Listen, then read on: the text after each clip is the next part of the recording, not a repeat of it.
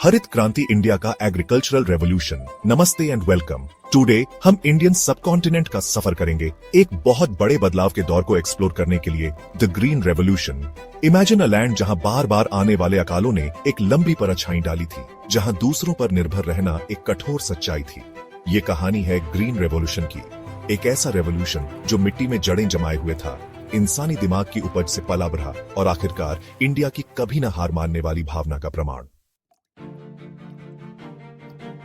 अकाल की छाया हरित क्रांति से पहले का इंडिया। आजादी के बाद के दशकों में इंडिया ने एक बड़ी चुनौती का सामना किया, अपनी बढ़ती आबादी का पेट भरना। अकाल का साया मंडरा रहा था। एग्रीकल्चर इंडियन इकोनॉमी की रीढ़ कम पैदावार के चक्र में फंसी हुई थी। पुराने तरीके बढ़ती फूड डिमांड के साथ कदमताल करने में नाकामयाब हो रहे थे। इंडिया, जो कभी ब्रिटिश एम्पायर का ताज था, अब फूड इंपोर्ट पर बहुत ज्यादा निर्भर था, जो आगे आने वाली चुनौतियों की एक कड़वी याद दिलाता था। हरित क्रांति का उदय, आशा की नई फसल। 1960 के दशक में इंडियन एग्रीकल्चर में एक नए युग की शुरुआत हुई, द ग्रीन रेवोल्यूशन। ये इनोवेशन का दौर था जो साइंटिफिक ब्रेकथ्रूज और पॉलिटिकल इच्छाशक्ति के जबरदस्त मेल से आगे बढ़ा।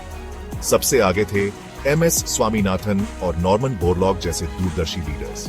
ग्रीन रेवोल्यूशन सिर्फ नए बीजों के बारे में नहीं था, ये मॉडर्न एग्रीकल्चरल प्रैक्टिसेस को अपनाने के बारे में था।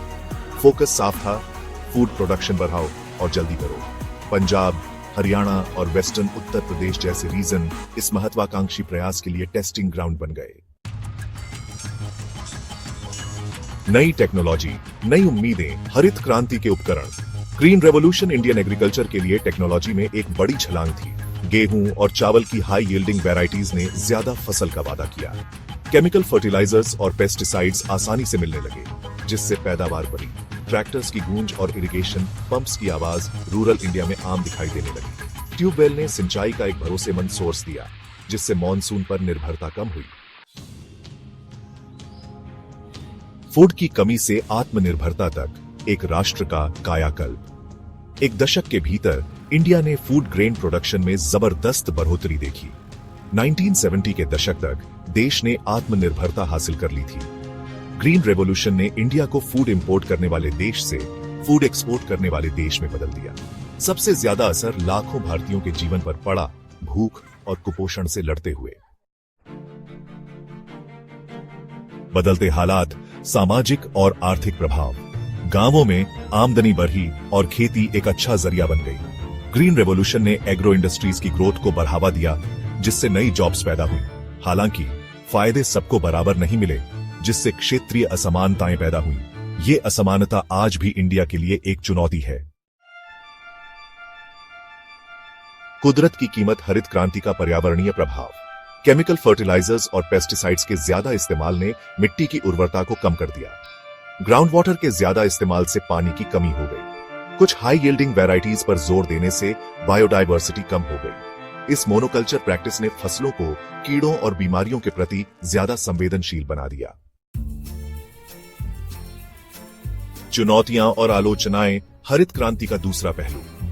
छोटे और सीमांत किसानों को रेवोल्यूशन का फायदा उठाने में दिक्कत हुई। एचवाईवी बीजों और मॉडर्न उपकरणों की ऊंची कीमत एक रुकावट थी।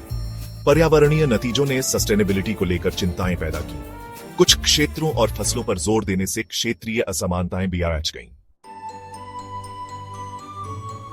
हरित क्रांति की विरासत, भविष्य के लिए सबक। अपनी कमियों के बावजूद ग्रीन रेवोल्यूशन एक महत्वपूर्ण मोड़ है।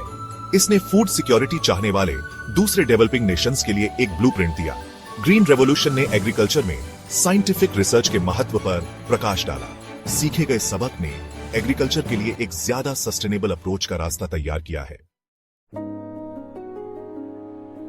Thank you for joining us on this journey through one of the most transformative periods in Indian history. Green Revolution future के लिए बहुमूल्य सबक देता है।